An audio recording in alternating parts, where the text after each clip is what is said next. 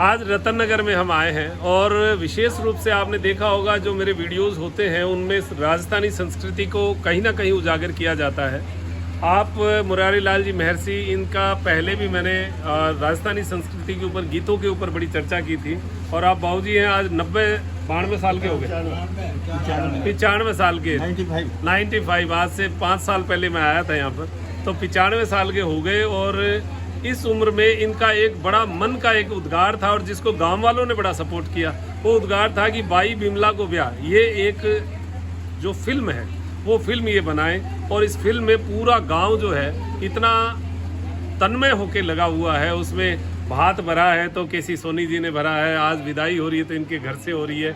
तो बाई बिमला का जो ब्याह है वो क्या है और उस ये कथानक जो है ये कैसे इनके बहुत बहुत पहले से जब से मैं इनसे मिला हूँ, बाई बिमला के ब्याह के बारे में हर बार चर्चा होती है, पुस्तक बनाते हैं। आज मैं स्पेशली इसीलिए मेरी योग क्लास को भी छोड़ के आया हूँ कि आज मैं एक बार इनसे चर्चा जरूर करूँगा, क्योंकि ये मन के भाव हैं इनके और वो भाव आप तक जाने चाहिए। 95 ईयर की उम्र में आज इतना भाग दौड़ के बाई बिमला का ब्याह, ये जो है आज विदाई का दिन है, इसलिए ये चर्चा करनी जरूरी भी थी।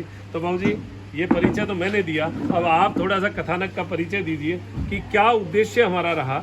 इसमें कुछ गीत आपने पहले बनाए थे राजस्थानी संस्कृति से जुड़े हुए, शादी ब्याह के, वो भी कुछ गीत आपने लिए होंगे इसमें। तो क्या उद्देश्य इस कहानी का और इस फिल्म का? हाँ देखो जी, बात ये है कि इसका उद्देश्य है कि भारतीय संस्कृति जो आज लुप्त हो रही है, जो हमारी धरोहर थी और हमारे बुजुर्गों की जो धरोहर थी वो आज लुप्त होने जा रही है। तो लुप्त होती संस्कृति को उजागर करने के लिए मैंने ये प्रयास किया है कि ये जो अपनी संस्कृति जो लुप्त हो रही है इसको प्रकाश में लाया जाए। आपने कब इसको लिखा था, कब आपका विचार बना था? 7 वर्ष पहले मैंने ये पुस्तक लिखी, बाई बिमला रो ब्याह। और तब से मेरी इच्छा है, लेकिन मेरे वो मारवाड़ी में कहते हैं टट्टू नहीं चला, तो मेरे बस की बात नहीं रही और मैं इसको बना नहीं सका। लेकिन आज ये सब रतन नगर वासियों के सहयोग से, इनका पूर्ण सहयोग मिल रहा है मेरे को, इनके सहयोग से मैं ये फिल्म बनाने जा रहा हूँ, बाई बिमला रो ब्याह। तो इसमें नारी शक्ति को, खास तौर से नारी शक्ति को उजागर किया है। और बिमला के बारे में ये भी दर्शाया गया है कि वो सेवाभावी थी और वीर भी थी और धार्मिक विचारों की थी। गायों को गुड़ दे रही है उगलाथ महाराज की गौशाला में, अस्पताल में बूढ़े लोगों का इलाज करा रही है। और एक गुंडा मिल जाता है उसको रास्ते में साथ, तो गुंडे का मुकाबला करती है। एक गुंडा उसको फबतियां कसता है, तो उसका गुंडे का मुकाबला करने के लिए उसको डराती है, तो उसका मुकाबला करती है और मुकाबला करने के बाद में उसको रेस्ट कराती है। ये बिमला को उजागर करने के लिए बहुत बढ़िया है। देखिए, इसके पीछे के जो कथानक है वो तो आपको मूल फिल्म में ही देखने को मिलेंगे, और क्या यहाँ पर गांव के लोगों ने कितना सहयोग किया है, क्या कार्य किया, उसके बारे में पता चलेगा। कुछ बात मैं केसी सोनी जी से भी जरूर करना चाहूँगा सर। इस फिल्म के क्योंकि केसी सोनी जी जो है वो रतन नगर के इतिहास के ऊपर अच्छा कार्य कर रहे हैं और यहाँ के बारे में बहुत कुछ ऐसा जानते हैं जो एक आम आदमी को रतन नगर के बारे में पता नहीं। इस फिल्म में इनका होना और इनका सहयोग होना ये एक लाजमी बात है और होना भी चाहिए। तो सर, क्या कहेंगे आप इस फिल्म के बारे में और रतन नगर के इतिहास को इसके साथ कैसे जोड़ रहे हैं?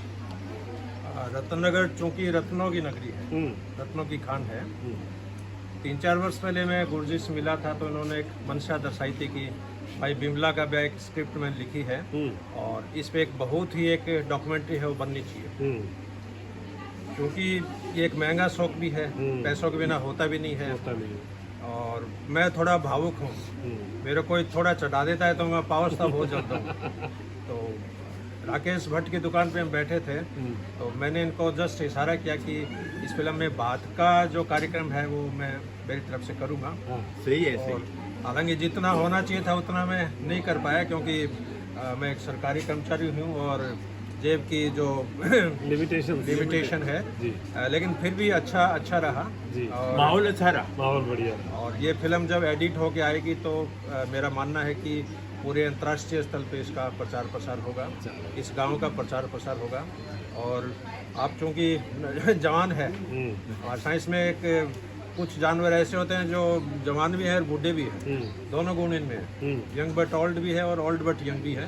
और इनसे जब मिलते हैं तो मेरे को ऊर्जा नया मिलती है। जोश मिलता है। और मैं तो ये चाहता हूँ कि मेरे चोरी में जो लाइब्रेरी है उस लाइब्रेरी में मैं सबकी एक फ़ोटो टांगूंगा और उनसे मेरे को प्रेरणा मिलती रहेगी।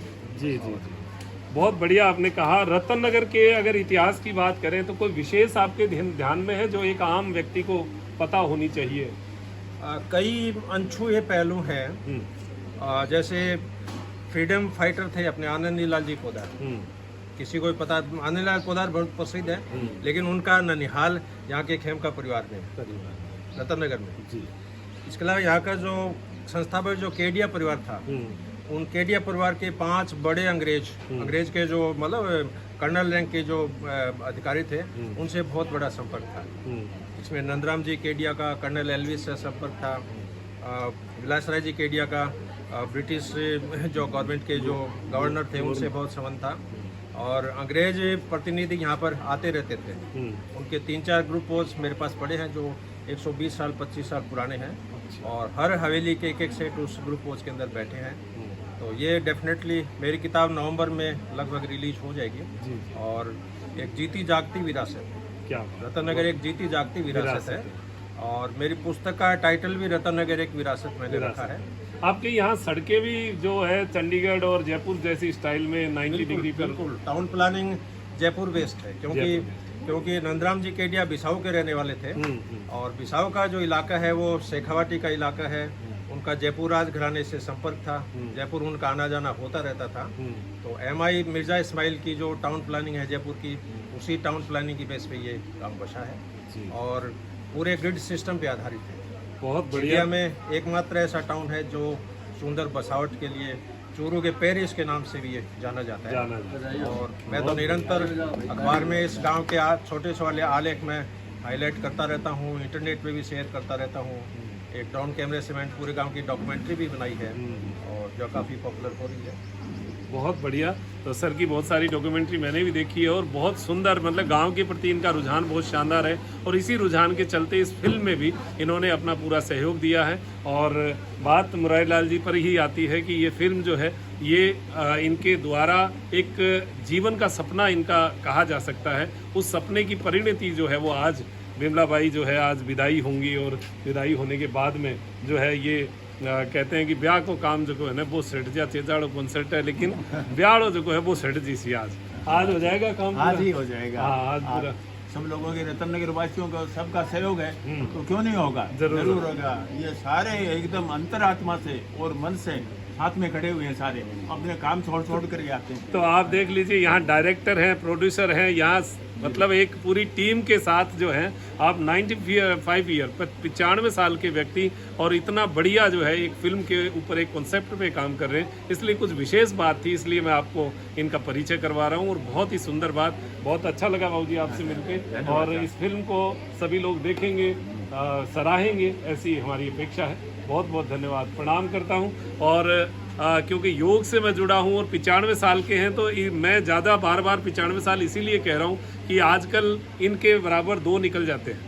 मतलब इनकी 95 साल उम्र है, आज 32 साल के 2 और 3 भी हो जाए तो पता नहीं, क्योंकि उम्र जो है इससे ज़्यादा चलती नहीं है। 95 साल के व्यक्ति आज इतने एक्टिव और एक फिल्म बना रहे हैं, और फिल्म पूरी हो रही है, ये सबसे बड़ी बात है। तो बड़ी अच्छी बात है, और आप सभी प्रेरणा लें ऐसे व्यक्तित्वों से और इनके जीवन शैली से। बहुत बहुत धन्यवाद, बहुत बहुत आभार। साहब ये जो पधारे हमारे यहाँ रतन नगर में आकर के और साक्षात्कार लिया, इंटरव्यू लिया, उसके लिए उनको बार बार धन्यवाद है रतन नगर की तरफ से।